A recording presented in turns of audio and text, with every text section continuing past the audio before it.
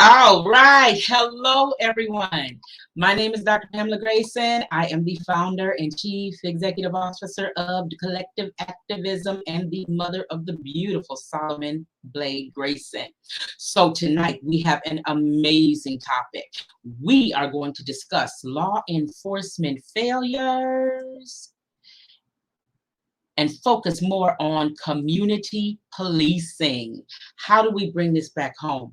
So I have amazing individuals that are going to speak before you. Now, if you have any questions or anything, please, y'all know my son Blade. He in the chat, just chatting. So if you have any questions, post them in the chat and I can put them on the screen and we can address them. If you are watching, please share this video.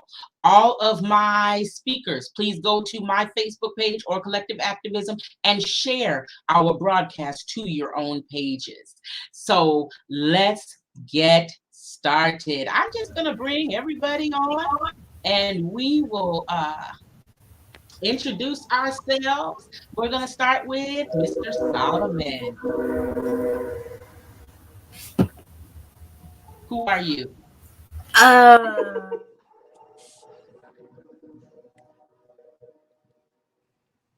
I'm Blade. You're 9 years old. And you were the victim of a recent attack. Okay. Next, Miss Sabrina. Hi, I'm Sabrina. I actually met Dr. G last year or the year before. It all runs together now, but protesting and quickly realized what an awesome individual she is. Her son is so sweet. I think I met you the weekend that there was the protest and the Kevin Price guy showed up, and the way that you spoke to that man, I was like, oh my gosh, this lady knows what she's doing, man. And I heard what happened to Blade, and I was really sad and upset about that, because this is exactly how it starts, is our young persons of color being attacked and the law enforcement or justice legal system failing them every single time. This is how it starts, because this is ingraining in him that he has no recourse. He has no support aside from his own family and friends. So I kind of experienced similar-ish situations when I was younger. I am very white passing, but when police did find out that I was Hispanic, boy, things went south for me. So I'm just here to support him in whatever way I can. Thank you so much for that. We will now go to Miss Danae. Hi, how are you? I hope you all are doing great. Thank you for having me. My name is Ana Gutierrez, and I am the founder and executive director of the Harvest Project Food Rescue. But today I'm here in the capacity of victim of family violence. I was assaulted by my ex-wife, and unfortunately, the assistant district attorney, Tadisi, decided to think that I didn't need to get any justice, and so she did nothing for me. So I'm just here to speak on that. On as a person that I trusted the justice system to do what they're supposed to do, and I was completely wrong about, it being a justice system. I don't think we should call it a justice system.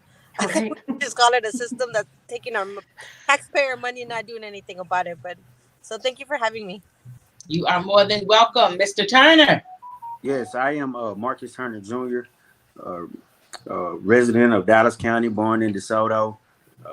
A little about me is I was raised in DeSoto ISD and graduated from David W. Carter, where I then went to the HBCU of Jarvis Christian College. I'm right now at the University of North Texas, Dallas, studying public administration. In the last 10 years, I've been at various departments within the county, including the Lew-Sterrett Magistrate Court Jail and the District Clerk's Office. I'm currently running for Dallas County Clerk, and I'm looking to give my perspective as it pertains to this conversation. Also look to others and also offer solutions. So I'm so grateful to be here, and I can't wait to get into this dialogue. All right. Well, absolutely. Thank you all again for agreeing to participate in this, to tell your stories. We can be transparent. This is a safe place. You know I'm not having it. And if somebody gets out of line, they're going to get kicked off the stream and that type of thing. Because my goal is for the truth to be told and you all to be protected. So now I'm going to start with what kind of got this ball rolling. And apparently, Blade, do you need to say something, honey? You're muted, sweetie.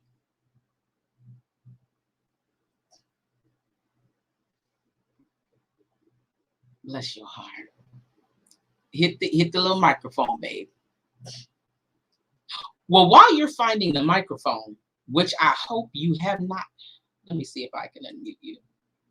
I can't unmute you because you muted yourself. Please tell me I do not have to walk in that room and unmute you.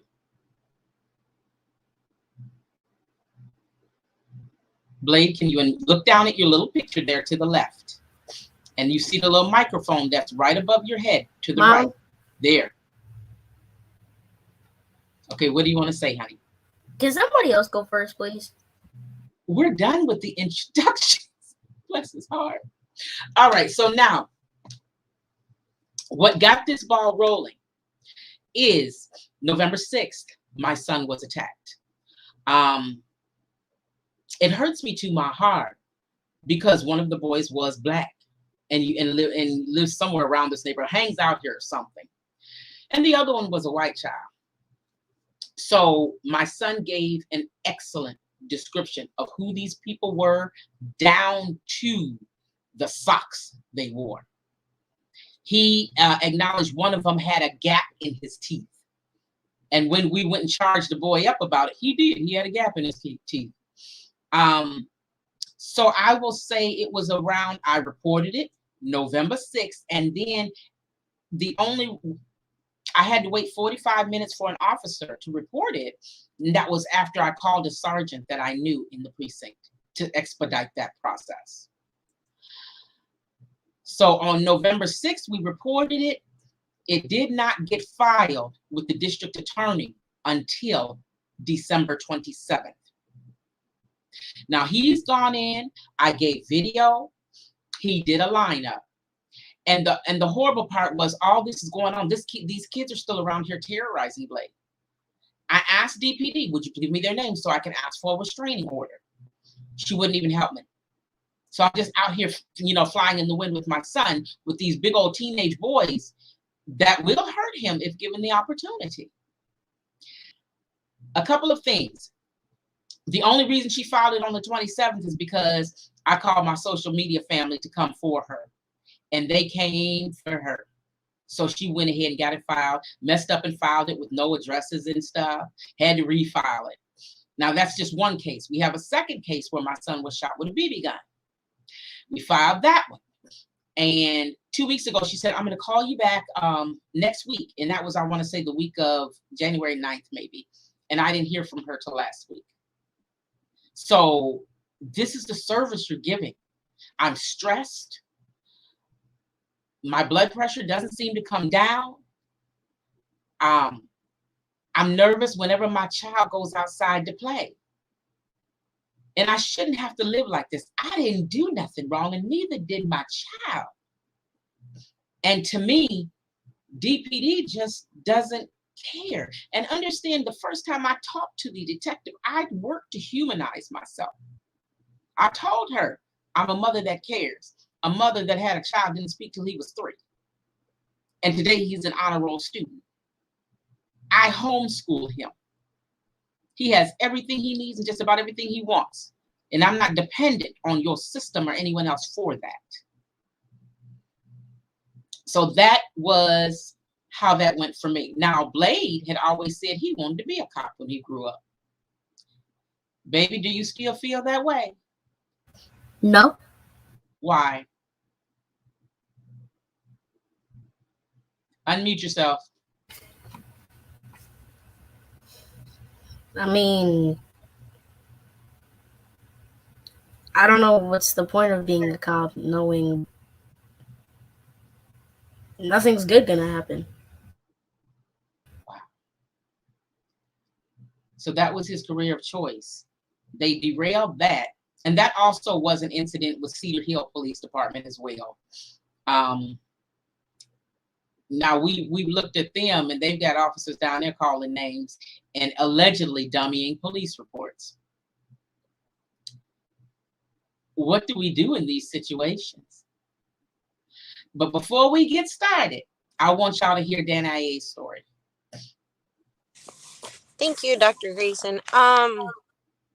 What you said really hurts because I have a kid too, so it's like damn, not like feeling you have your hands tied when it comes to your kids. Like Exactly. like you want to do everything for them, and as a single mom too, like yourself, it's like we do everything for our kids. So when it gets to a point where you can't, it's it's horrible. So with me, what happened was on November 16th of 2019, I was packing up my stuff at what is my ex-wife's house. Her name is Gloria Angelica Lopez. She was the ex-CEO of Trinity River Mission. And I want to make sure people know who she is because, again, I'm no longer like she is living her best life and not paying for her crimes. I feel like people need to know what she did to me because to this point, I've never publicly said anything about what happened to me, thinking that justice was gonna come through the justice system, right? Anyways, November 16th, she she came home from a party, a friend's house, and I'd taken that opportunity that she wasn't there to pack my stuff because I was going to leave her. Um, the physical abuse and verbal abuse, emotional abuse had been going on for months. I would have bruises all over my arms from where she would pin me down because she didn't want me to leave even the room, feeling that I was going to be abandoning her. And that particular night, I figured she's gonna be home. She's gonna be at her friend's house. She doesn't know how to handle her liquor. She's gonna be drunk, so she's not gonna come home, or she's gonna come home really late. So this is a time I can use to leave the house with my son. But she got there earlier, and she found me packing my stuff, and she went crazy on me. She ripped up our marriage license. She shoved it in my face, and she was like, "You made a promise," as she's shoving it on my face. Um, and then I told her, I'm like, "I'm out of here. I'm done." Went back to the closet to get my stuff, and that's where she pushed me on the wall. She put her hands around my neck, and she wouldn't let go. Fortunately, when that happened, if you ask me how long was that, I could tell you it was hours because it just felt like it was such a long time. Because in that moment, it was dead case that she was holding on to my neck. But I was able to finally snap out of it, because it's like the woman you love, like the person you love, and hurting you, but you don't believe it. I don't know if people can understand what I mean by that, but you just don't believe it. You're going like, what the hell is happening?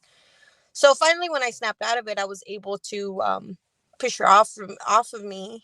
And at that moment, she ran towards my son's room and started calling his name. When that happened, not even while she was choking me did I even think about calling the cops. Um, it wasn't until she said my son's name that I was like, oh my God, I need to call the cops. And I did. I called the cops. She heard me call the cops, and she picked up her phone and called someone and said, "You need to get here because this bitch just called the cops on me." And she was a gang member when she was younger. So all the stuff that happened in my head, I was like, oh my God, she's about to kill me and my son is here and what's going to happen to Dorian. So I called the cops again. I put myself in Dorian's room. I locked it and I put stuff in front of the door. And I told the 911 operator, I'm like, don't hang up because she just called someone and I don't know who's coming. And I'm afraid for my life. So I think it was her sister that got there because they started knocking on the door and trying to open it. And I was like, look, there's somebody here. Please, you need to get here. I hung up with the operator. I called my mother and I told her, hey, Gloria started choking me. You need to get here. I called the cops. My mother, who lives in North Dallas, made it all the way to Oak Cliff by the zoo before the cops got there. Okay. I called one of my best friends too, who lives in somewhere in like I forgot the name of the city was, but I thought it wasn't too far from Oak Cliff, so I was like, I don't know who else to call, so I called my friend Eunice, And so, anyways, they both got there before the cops got there, and they were able to get me out of the house. They saw the marks on my neck. As we were leaving, the cops called me and said, "Hey, we're here. We're almost there." And I was like, "Well, I just left. Can you meet me somewhere else?" So they were able to meet me somewhere else. They took pictures of my neck. They took, all that stuff. The detective called me, days later, and I gave him all the information. Um, and when we went to family court to get a restraining order, that judge granted me the restraining order because she saw the proof, and also she caught her and some of her witnesses lying about what they had seen and everything. And then she had said, in her affidavit, she said that she never laid her hands on me. But in court, under oath, she said that she only pushed me. And so I was like, wait, so you didn't touch me? Now you're touching me, like, like you're lying. So all the proof there, the judge was like, hey, you're going to get a restraining order.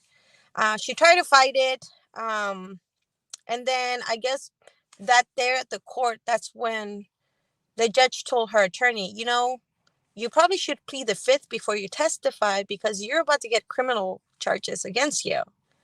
So she didn't even tell her attorney that she was getting, her family attorney, that she was getting criminal court charges, right? Whatever. That's when she lied under oath. And then when we were supposed to go again, because she wasn't wanting to give me a divorce, what she wanted to do, she wanted to get an annulment. And with me saying that I conned her to get married to me so that I could fix my papers, have a DACA recipient, okay? And I was like, so now you're trying to get me deported. Like, I'm pressing charges against you. I have proved that you did this to me, and now you're trying to get me deported. So nobody knows what you did to me. And so, anyways, thankfully, the judge was like, you're going to divorce. They gave me the divorce very quickly. They gave me the protective order. COVID happened. Everything happened. And then I get a call. I think it was like August 16 or something. I remember I called Dr. Grayson that day because I was just distraught. I was on vacation with my family. And that district attorney, her last name is Tadisi. She told me, I'm going to drop the charges to misdemeanor, and all she needs to do is basically pay for anger management classes. And I was like, are you kidding me? This lady has been going to counseling for years. When she was with me, she had two separate counselors, and you're telling me that her sitting with a group talking about anger management is going to be enough? And I told her this. I'm like, hell, at least make her do community service. I'm like, something. So anyway, she tells me that she really doesn't listen to me. I called the district attorney's office to try to speak to district attorney Crudo. I emailed him and his assistant, and I don't get a call back from him. I get a call back from one of the assistants, and then she's like, hey, I'm going to let you, I'm going to pass your information along. I'm like, okay, great, thanks. Then I got a call from Tadisi's boss, and she pretty much, her whole conversation was on how I didn't know what I was talking about. She was very talking down on me. I would try to say something, she would interrupt me. And thankfully, my friend Indiana was with me, and she heard the whole conversation. And I'm so glad, because I'm like, at least I have a witness to see how I was treated by this lady. And this is like from what she told me, the manager of the district assistant district attorneys, right? And then Tadisi calls me months later. She calls me to let me know at 3 p.m., the day before she's about to drop the charges against my ex-wife, that she's going to drop the charges. It's 3 p.m. There's nothing I can do about it, And I was like, are you crazy? I'm like, you told me you were going to go for a misdemeanor. Well, she finished all her anger management classes. So, we figured if she hasn't contacted you, you'll be fine. And I'm like, this woman is very, very calculative. Is that the word I need? And so I'm like, she can wait. she's like, well, you're gonna be fine. And I'm like, this bitch was, pardon my French, was in a gang. Like, one time my son got bullied at school, and she's like, you want me to send someone? This is in middle school. These are like fifth graders, okay? Middle school. It was like a K-8 school. And I'm like, what do you mean? I'm gonna go talk to the principal. She's like, no, I can take care of it. I know some kids there. They'll take care of those kids. You know what I'm saying? If she's thinking like that about children, imagine what she's gonna do to me. You know? And so, anyways, when I spoke to Tadisa about what was happening, and this is what bothers me the most. This is what made me want to speak up even more. She said, ma'am, all cases like this are always handled the same way. So you're telling me you have proof that she assaulted me, but she just said, hey, cross my heart, hope to die. I'm not going to do it anymore. And you're telling me you believe her? And she's not even going to pay for what she did. She's like, well, if she's not going to do it again. And my train of thought is this. If I were to steal a car today, right? And then tomorrow I win the lottery, that means I'm not going to be stealing nothing anymore. Then I'm not going to go to jail for stealing that car because I promise, I cross my heart, hope to die. I don't have to steal no more. Like, it makes no sense. Like, you're supposed to pay for the crime you did, not for what you're going to do later. Because let me tell you, they don't treat poor people like that. And my ex-wife, she's a Mexican. She's not she's a citizen now, but one of the things that this lawyer told my lawyer was that she didn't want to ruin Gloria's life, because Gloria has a degree. She has a master's degree. She's well educated, and her style of living would suffer if she had this on her record. Okay, this is a district attorney saying this stuff. District attorney to DC saying this stuff, that if you are wealthy and educated, law does not apply to you. Wow. And that is just not right. It's horrible. And that's exactly what she said. Yep. Blade, did you want to share? Well, I want to hurry up and get this done, because... Blade, would you like to leave, honey? Why don't you go back and do your homework, okay? Is that okay? Well, yeah, plus my battery's running low. Okay. We'll see you next time. Thank you for your participation, okay? Okay. Bye, baby. Thank you, Blade. Bless his heart. All right. So now, there were constants I saw in that, in particularly to favoring a demographic. If you've got money, what do they say? It's better to be poor and it's better to be rich and guilty than to be poor and innocent. That was one key thing that I saw similarity. And dear gosh, just how law enforcement talks to us and handles us. Mm-hmm. And also in domestic incidences. We're going to hear from Sabrina and Marcus. Tell us what you think, what you saw. Educate us, because I feel maybe my process wouldn't have been so bad had they told me it's going to take so long to do this, instead of just not communicating. Marcus and Sabrina? Marcus, do you want to go, or you want me to go? Sorry. You can go ahead and go first. I'll go after you. Okay. I'm a little glad that he got off, actually, because my story isn't. I was actually a little bit in the wrong when I was much younger. I was, I think, 16. I don't know. Wild child, out of control. But I actually was in a car with two friends, and one of the kids in the car saw a friend he knew from school, and the kid had those Razor scooters, you know, like that. Okay. Mm-hmm. And he ended up stealing it from that kid. And very long story short, I ended up in prison for 3 years for a second-degree robbery. And the two kids who I happened to be with that were white got probation.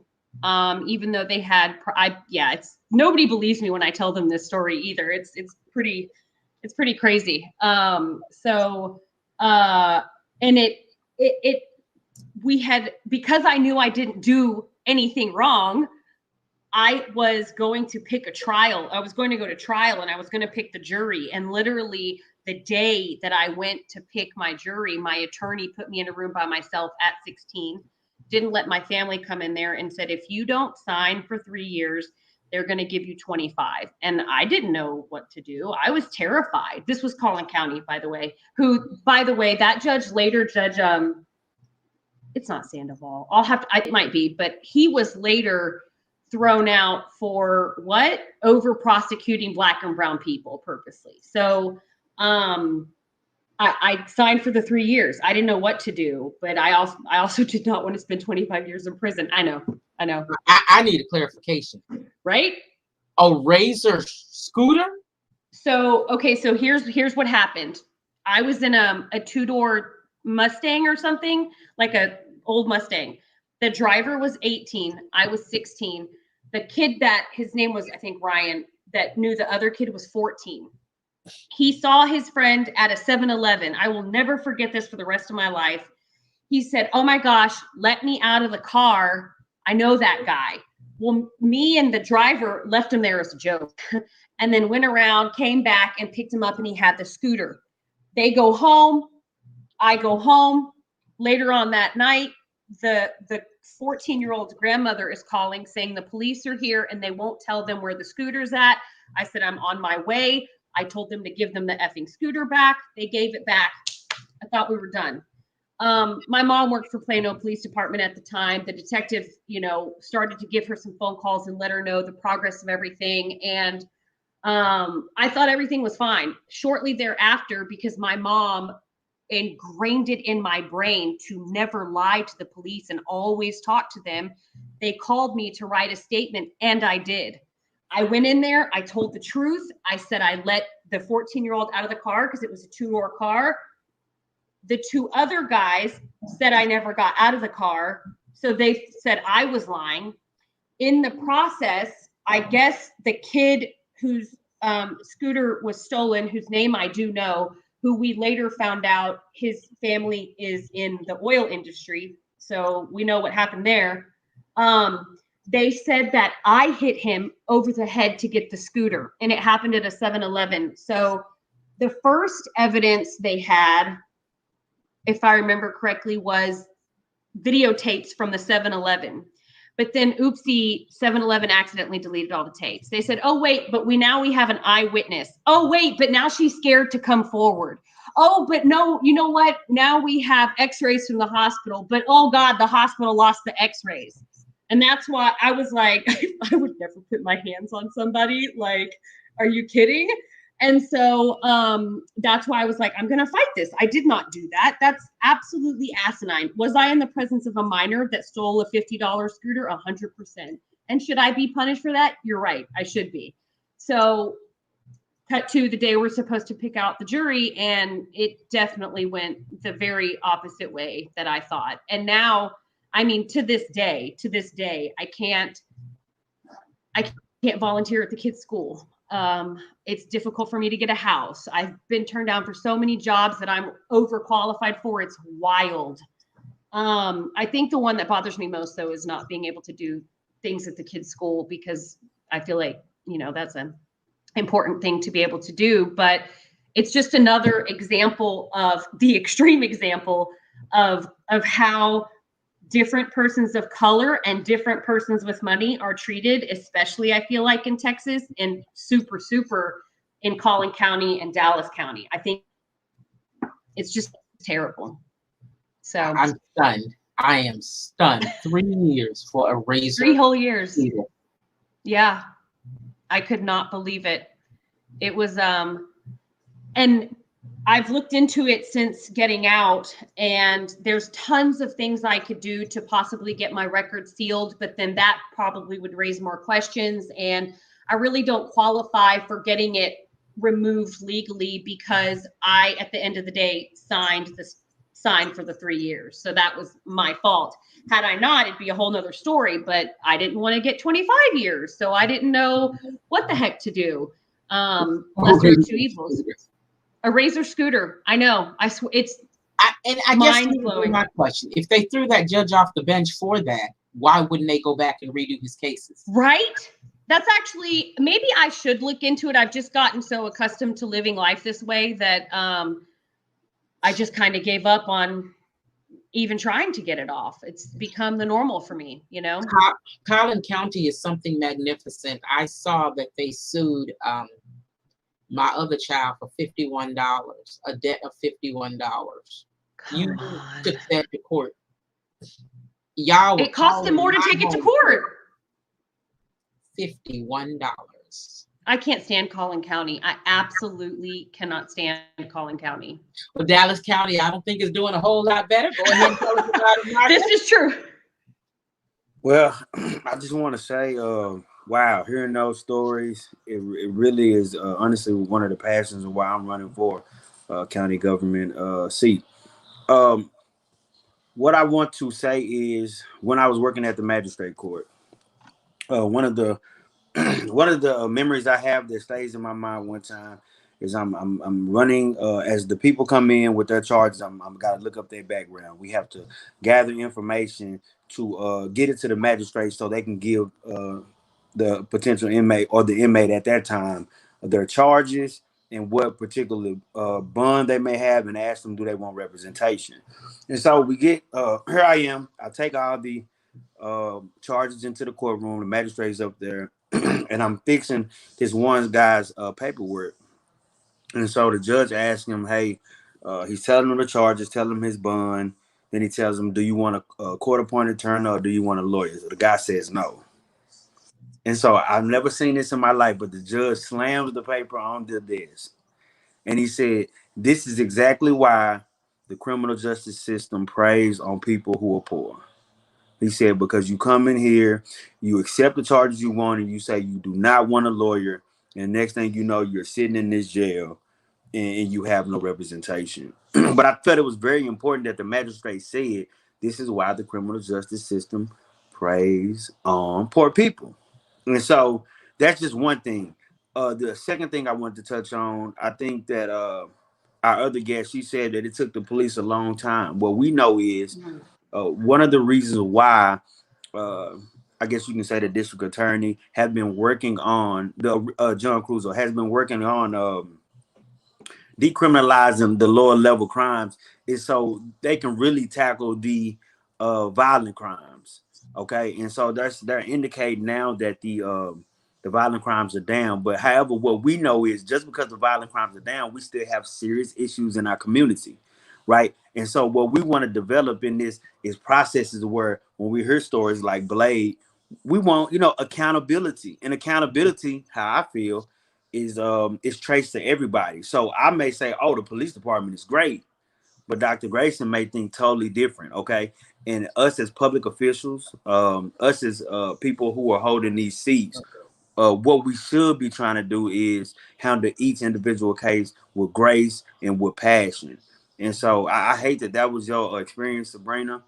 3 years, to even think that 3 years at the age of 16, for a minor at the time, 3 years for stealing a scooter. I was tried as an adult. I forgot about that also. The crime was committed when I was a minor, but they tried me as an adult.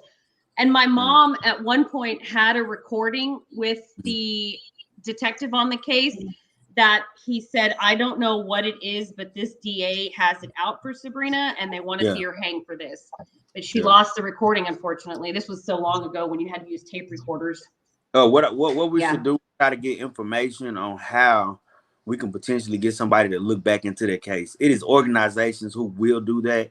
And I would look around and try to suggest one. One comes to mind, but I just want to make sure before I say it on the phone like this. But I definitely get back to you. But yeah, thank you. I appreciate that.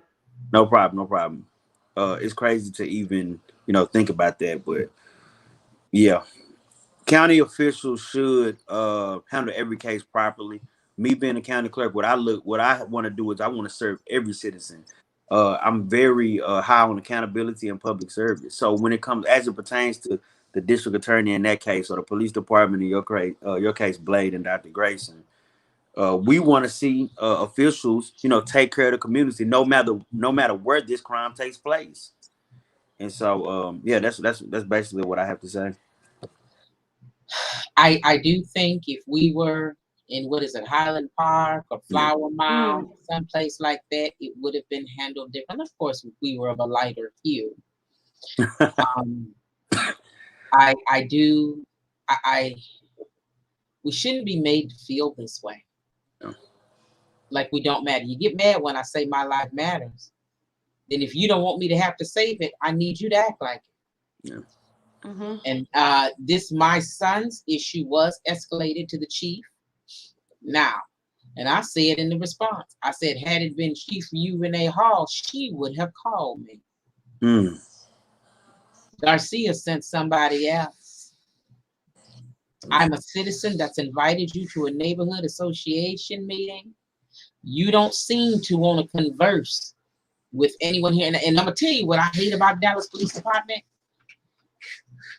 The officers that support the chief are the ones that look like the chief. That's what it appears to me. Because I will say this, I've heard the Black officers say wonderful things about Renee Hall. Now, these folks, I've got one officer in particular. He gets offended when you say Garcia's name. He defends Garcia's behavior at every opportunity given. And you're so busy defending that you aren't taking care of the community. Mm. And so I also want to bring up the situation in Cedar Hill. We have they have an officer there named Michelle Martinez, who started calling me names when I asked her a question. But she got my attention. I didn't want to talk to her. And she starts waving and getting my attention and whatever. She started it. She came to me aggressively, and I met her where she was, and she got mad. And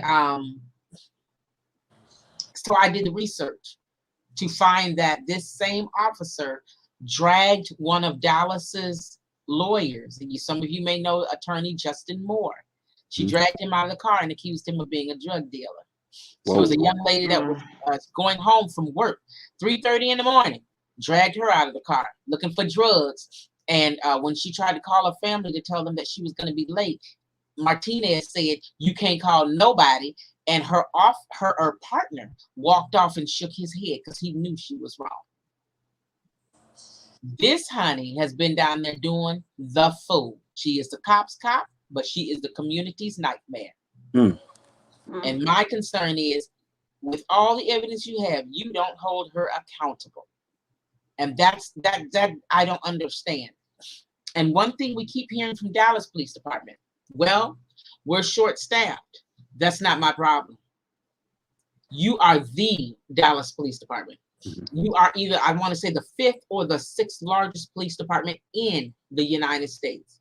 You should have had an HR department that watched the demographics, that watched the personnel, and saw this shortage coming, and should have prepared for it. Because I guarantee you, smaller companies than you can do that.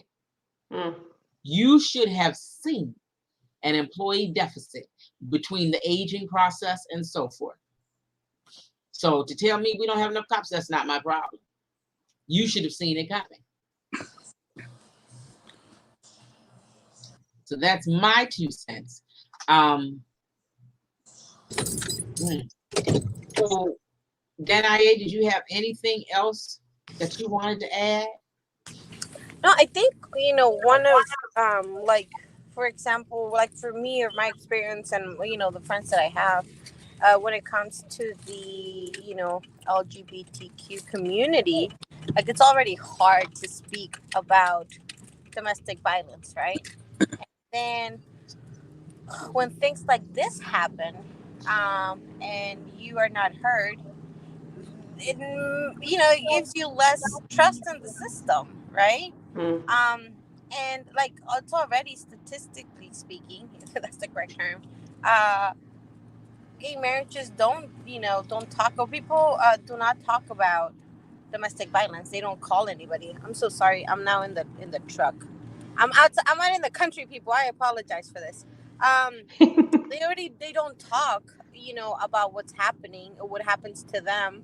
One, especially in the Latino community, people might shun you because of your preferences, and then two, just a lot of people in general just don't accept it. So, that's one of the things that I told the judge. I'm like, I don't know if y'all are thinking this was a cat fight because it was between two women, and y'all are like, oh, it wasn't serious, or what's happening. I'm like, because if I feel like maybe if he would have been a man or she would have been a man, maybe y'all would have taken this more seriously, because it did happen.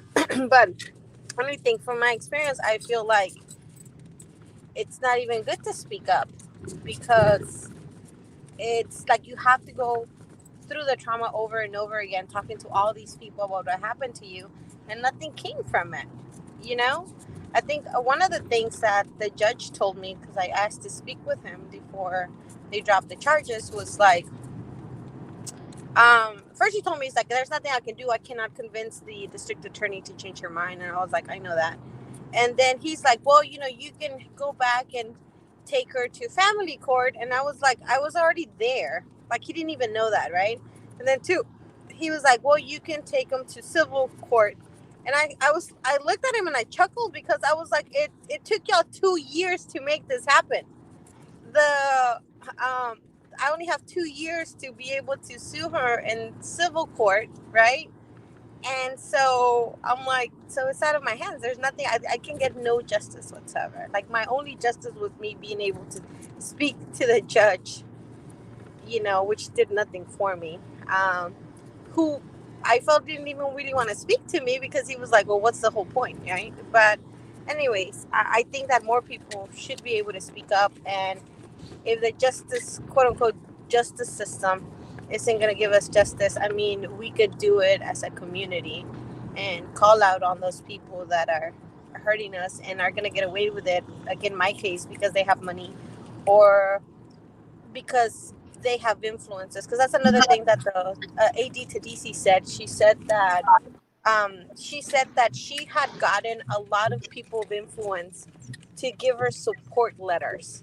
So apparently, if you know people of power in Dallas, then you also get away with any crime you commit. So if you're rich, if you're well educated, and if you know people, hey, do whatever you want.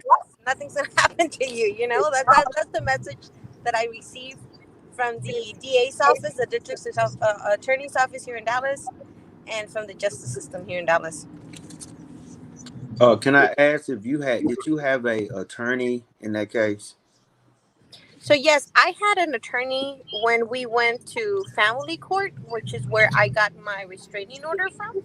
Mm-hmm. But when it came to the criminal charges against her, is the district attorney. And so what? Are you still talking? Danae, you're fading. She's out in the country. For real. Yeah. Okay. Am I back? So what I want. Okay, there you go.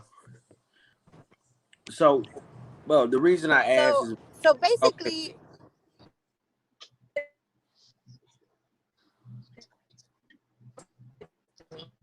Okay.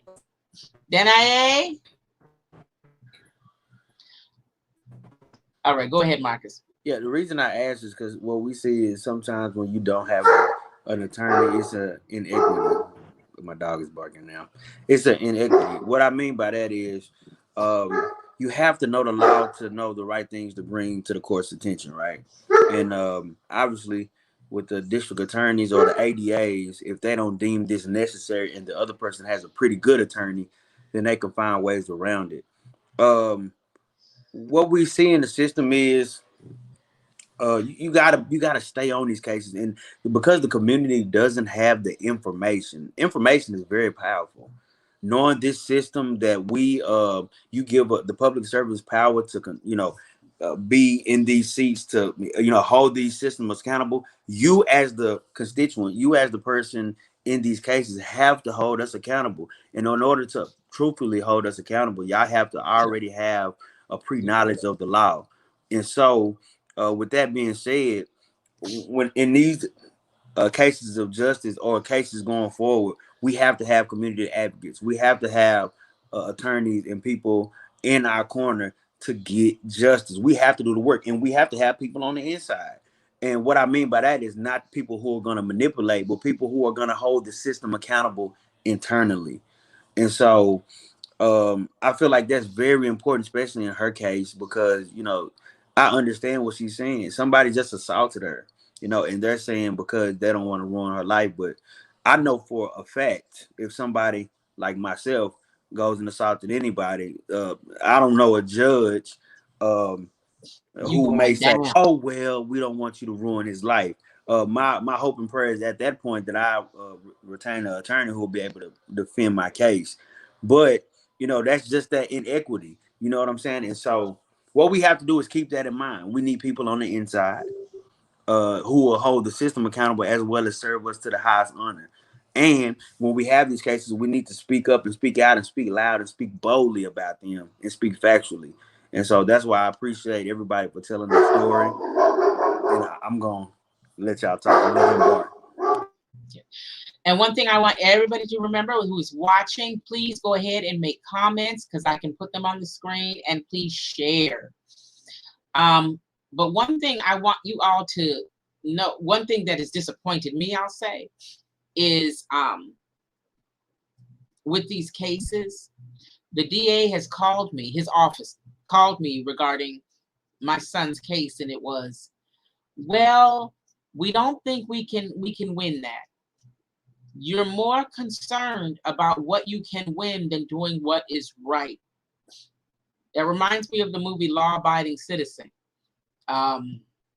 Remember, dude went off because Jamie Foxx as DA wouldn't do what was right.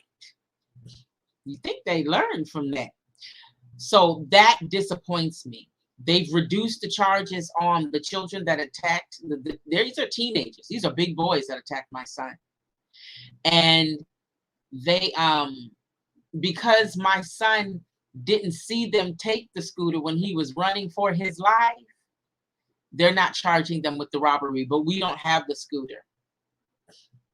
And because he didn't go and have a stay in the hospital, it's misdemeanor assault, but they punched my child 25 times in his head. So the legal system has been very disappointing. Here's my thought process. We need to put some levels of policing back into the community. My preference would have been for the children that are, and oh, let me tell you, the white boy is getting out. There was a black child and a white child that attacked Blade. The white boy getting off. Blade picked him out in the lineup, but because he used the term pretty sure at one point in the lineup, they're saying that's not enough. So the black boy going down for it. They getting ready to serve him. The constable's headed to his house. The white boy, he gone. And I've seen the white boy. I can pick him out of a lineup. Not good enough. See how that system works? But how do we put this back in the hands of our community? Because with Blade's situation, what I would have preferred to see is the parents come together and work it out. Now, when we walked up on the father, first of all, I showed a few people the video, and they all are saying that he was high as a kite at 4 o'clock in the afternoon. And the child is, the boy, he's definitely, he keeps denying it.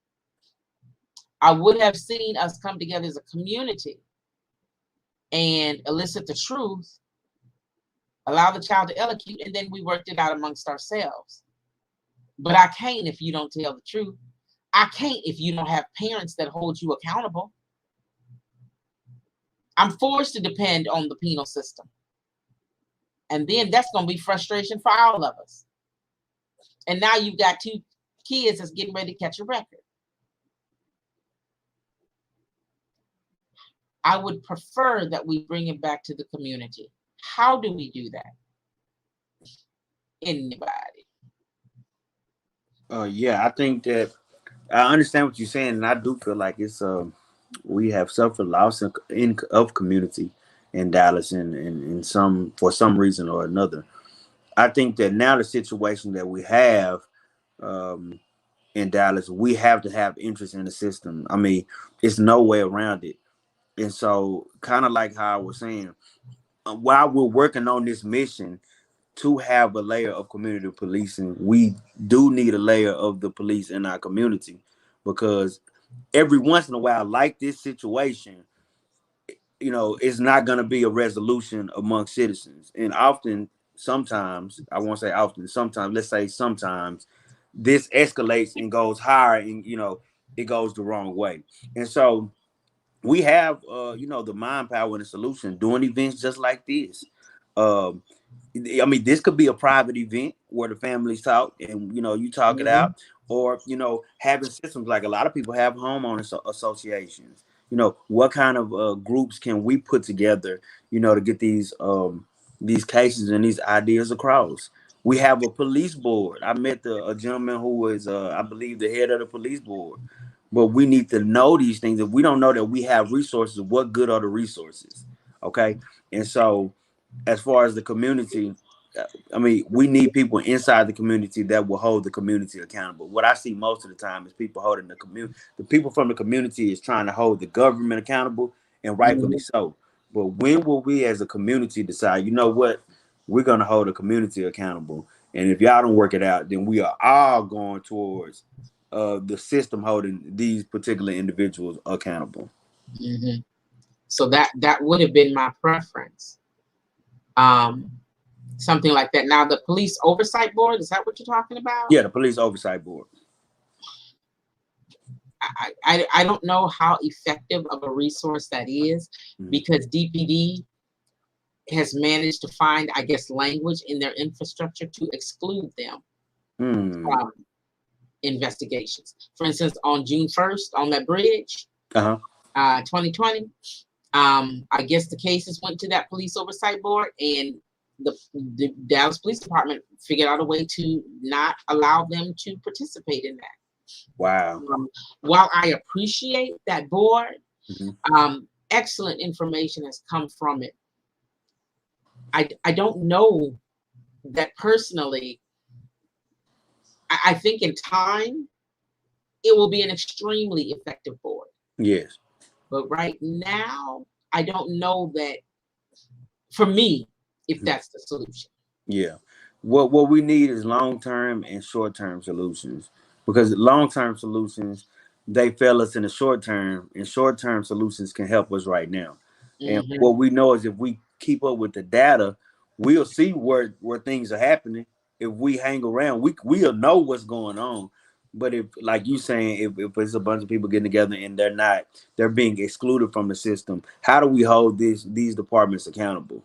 Okay, I think that's number one. Data has to be priority, you know. And when the community gets the data, then it's on and popping now, because now we can present the data, whether that be by city council, oversight board, and go and hold the right people accountable. But if we're just, oh, this is an individual case, well, this happened over here, they'll try to isolate the incident, like, oh, nah, well, we don't want to ruin this person's record, because we don't have the right information. We don't have the right advocates on our side. But once, like I'm saying, once again, let me give myself a plug, Marcus Turner for County Clerk. When we have the right individuals in office, who wants to have justice, who want to see the community served at the highest level, and who actually looks at these cases in the community. One of the reasons why I'm on this panel right now is because I looked at the last two incidents that happened concerning Dr. Grayson, and one concerning Blade. And I was like, wow, this is what the community needs. We need leaders who are willing to speak out and are not afraid to speak out, so they can get, we can get this information out there. And so once voices start getting taken seriously, and once movements are legitimized by the people, it's going to be hard to stop the people anywhere. And so now what we know is the DA is looking into the case, uh, for the people being on the bridge in 2020, um, I think one gentleman got his eye shot out, and another person got shot by the rubber bullets. That's because of the community. I was shot in the head with the rubber bullet. Had a big egg on my head. Wow. And it's still not there. My hearing is diminished. No, my sight is diminished in the right eye, and my hearing has diminished overall. Wow. And so I still need. And here's my thing: I don't even know that I can sue the city because they're getting off with we didn't see which officer did it. Yeah. Well, apparently it was the rubber Billy who all had him. Now, apparently, allegedly, this is something that I heard. They have a video. One apparently one photographer who was taping everything wears clothing that's odd. So they were able to find this footage by contacting the guy. And he said, as a photographer, he wears odd clothing. So if they ever need, footage from him, they will contact him. So they have a video of the person who shot the rubber bullets.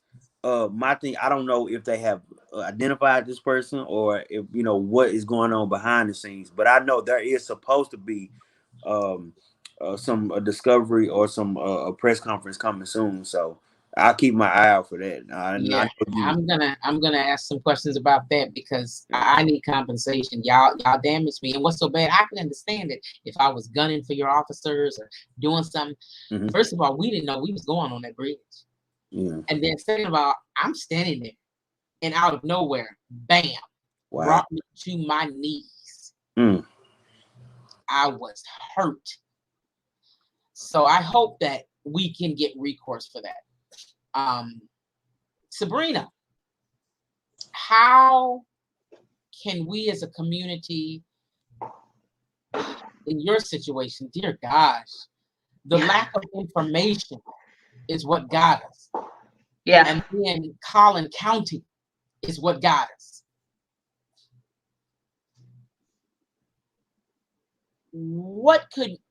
If the community knew, then we could have helped. You think? I don't think. I agree. I mean, it was also, so long ago, but I think it also starts, I think we have to start from the bottom. And by that, I mean, quite literally start with the police officers that are out there wreaking havoc and charging people up and abusing their power. My mom, she used to work for Plano. Now she works for different police departments. We have a pretty strained relationship because I'm on one side, she's on the exact. I am so sorry, guys. Hold on 1 second. I'm so sorry. It's okay. Yeah, we both have the dog issue, but mine is being good right now. So. Oh my gosh, I'm so sorry, guys. We have a pretty strained relationship because I'm on one side, she's on the other. But during the middle of the protests, we had a few halfway candid conversations where she was honest with me. And one of the things she told me that police departments have is negligent retention, where they know an officer is bad. They know an officer is a problem. He is going to cause issues in the future, but they're not going to fire him because for whatever reason, they don't have the ability to replace him or they've put too much money into training him. These are her own words too. They put too much money into training him, so they don't want to lose that investment on this person. So they will keep these people anyway. And I think that's exactly where it starts. And it's probably the exact same way with all the way up to everybody in an office seat. Judges, there are people that they know are the problem, but they're not going to get rid of them for whatever reason. But if more people in those areas would speak out, if more police were able to speak out against the bad ones, which I know for a fact is so hard. Every time you see it happening, that person ends up getting retaliated against somehow. But there has to be a way for those bad apples. You know how they say there's only a few bad apples. We got to get rid of those people. We have to get rid of them in order for the community to be able to trust the law enforcement, the judges, the district members, because until they start holding themselves accountable, we're not going to have any trust in them. And it's we're never going to go anywhere. So I think that's another thing that we need to do, however we need to do it, is everybody come together and uniformly and systematically together as a group start getting rid of these people, calling for these people to be gone, calling for them to be held accountable. And I think until we do that, we're kind of in a tough spot. Because like you said, Dr. Grayson, you would have preferred to handle the situation with his parents, but until everybody in your community is on board with you, that's going to be next to impossible. So what other steps are there for you? You're stuck between a rock and a hard place, you know? Absolutely. Absolutely. The community would have to come together. The level of ignorance amongst ourselves is amazing, to the point where I've had people ask why I moved to South Dallas, said I came here to make a name for myself. Y'all knew me when I lived in Duncanville. You knew me when I lived in Flower Mound. I was told that there was a meeting threatening mine and Blade's lives behind some things that went down, and I was told not to come out at night and watch my child. And I had to let people know, you mess with Blade, I got you. Yep. And so this is the level of foolishness in our own community that would need to be resolved so that we could collectively work out and then bring the policing back home. Let us do it. It's never been done right in America. No, it's working. The system isn't broken. It's actually working the exact way it's supposed to. And that is to keep people of color down and people with money and white skin up. That's exactly how it was built. Yeah. Exactly. Thank you, Sister Danielle. Some communities have that better than others. Even with the VIP program here in, and that's the program where the community polices itself. You go right around and call stuff in. You know, they'll go on about how certain parts of South Dallas, Buckner Terrace has it together. They got so many hours and so many people doing it. We're here in Dixon Circle. It's probably going to be me and one other person, if I can get one other person to do it. But we as a community really have to step up, and I will have to say Dixon Circle seems to be doing it now. And that's good, but it has to be consistent and it has to be global at this point. Yes. What can we do to help Sabrina get this off her record? Is it at all possible? We need to talk to an attorney. I think it is. I think that we, number one, can talk to an attorney. Number two, I do think that we have people in position who may be able to get this ball rolling. We got a few people we know running for attorney general. I think that's one of those offices that may be able to, you can look into. I would definitely contact a few of those people or give you the resource. It's organizations who look into situations just like this. And what we first have to do is, first of all, we got to get the records. We need those records so we can have professionals look through them and really see, okay, like how can we attack this?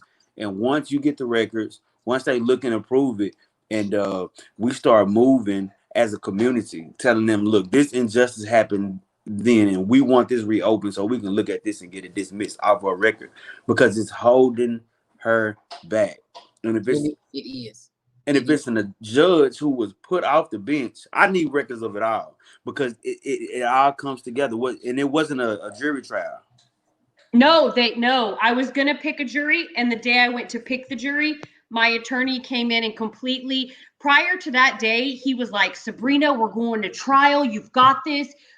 So wrong. And that very same day I was going to pick the jury, he came in the room and said, you have to sign for 3 years or you're going to get 25. And I was like, show me where to sign.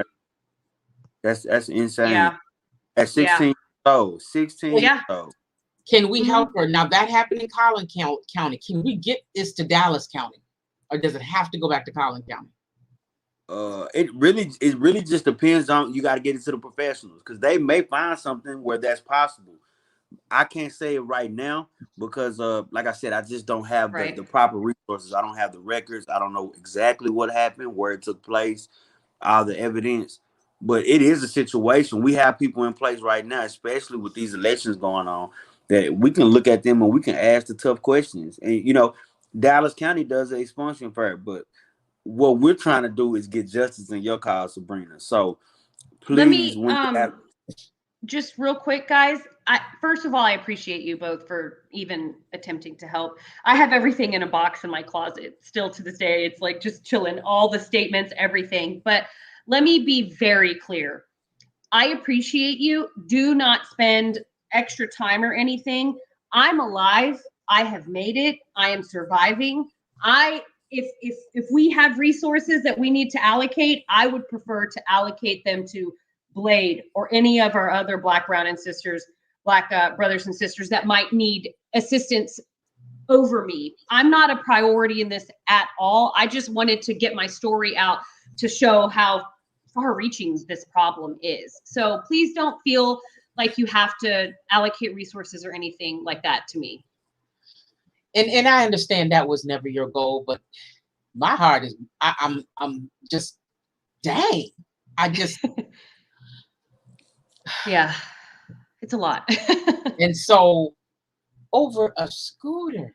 Yeah. And they gave the ones that attacked him a misdemeanor assault. Probation. Yeah, it's just so wild to me. Second-degree robbery on my record, second-degree robbery. And it's like, what? Like, and they tried a dope. Yeah. Wow. No shame. They had no shame. Yeah. I'm so sorry. And I understand what you're saying, but I'm gonna be honest. I'm gonna see DA Crusoe tomorrow and I'm gonna ask. I'm going to ask. Thank you. Because and that's another thing. While we're sitting here, we want to bring policing back. We've determined that first of all, we would need to come together as a community. And then once we come together as a community, figure out what our processes are to hold ourselves accountable. Because it's to my understanding, if I'm not mistaken, it's Hispanic folks.